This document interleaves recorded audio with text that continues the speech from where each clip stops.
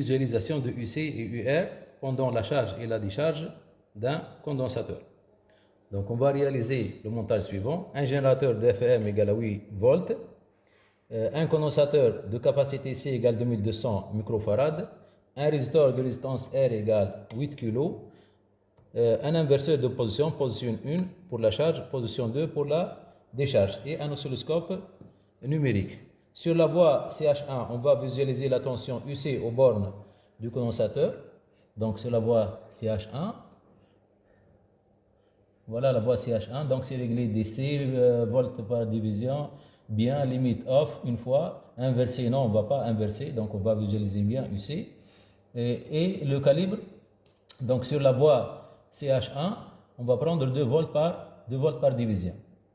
Sur la voie CH2 maintenant, donc DC, limite off, volts par division bien, sonde une fois, inversé, oui, on va inverser parce qu'on a pris une masse flottante. La masse est prise entre la borne du condensateur et la borne du dipôle résisteur. Donc ça, c'est la masse, c'est une masse flottante. Donc on va inverser, réellement, on va visualiser moins UR. Donc si on veut voir UR, donc on va appuyer sur le bouton inverse. Donc inverser off, non, inverser on. Et 2 volts par division de même. L'origine, donc on a pris l'origine au milieu de l'écran, 0 pour les deux voies. La base du temps, donc la base du temps, on a pris 20 volts par division. L'origine, donc là c'est l'origine du temps, donc voilà, ça c'est l'origine.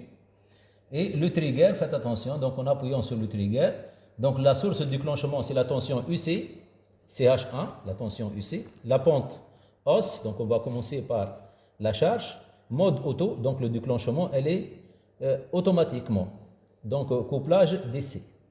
Donc on va libérer, donc en appuyant sur run stop, c'est-à-dire on va déclencher l'enregistrement et maintenant on va placer l'interrupteur sur la position 1, c'est-à-dire on va déclencher la phase de charge. Donc on va choisir, si vous voulez, lorsque le curseur passe par cette division, on va déclencher, voilà, l'enregistrement. Voilà, je vais déclencher l'enregistrement. Donc là, vous remarquez très bien que la tension UC augmente au cours du temps, en bleu. La tension UR aux bornes du pôle résisteur diminue au cours du temps. Donc on observe la phase de la charge. Donc UC augmente, UR diminue. Donc on attend à ce que le condensateur soit complètement chargé. Donc UC augmente, UR diminue. UC tend vers E, UR tend vers 0. Voilà. On atteint maintenant presque le régime permanent.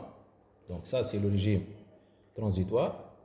Donc UC varie au cours du temps, UR varie au cours du temps. Maintenant UC atteint la valeur max, UC égale à E, et là vous avez UR est égal à 0. Donc en même temps que UC est égal à UC max, UR est égal à 0. Voilà. Maintenant on va choisir le déclenchement de la phase de décharge lorsqu'on atteint le milieu de l'écran. C'est un choix arbitraire si vous voulez. Donc là on va déclencher la phase de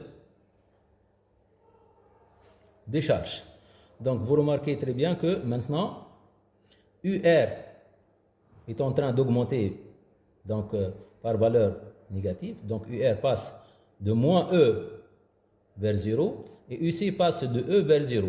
Vous remarquez très bien que mathématiquement la courbe bleue qui représente UR est une fonction continue là, alors que la courbe jaune qui représente UR c'est une fonction discontinue en passant de la phase de charge à la phase de décharge. Donc là UR passe de 0 à moins E, puis de moins E passe vers la limite 0. Donc là c'est la décharge totale du condensateur.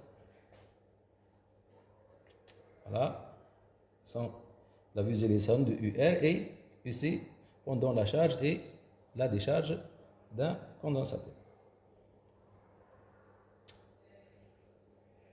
Voilà. Donc les deux phases, si vous voulez, la phase de charge et la phase de décharge. Voilà. Merci pour votre attention.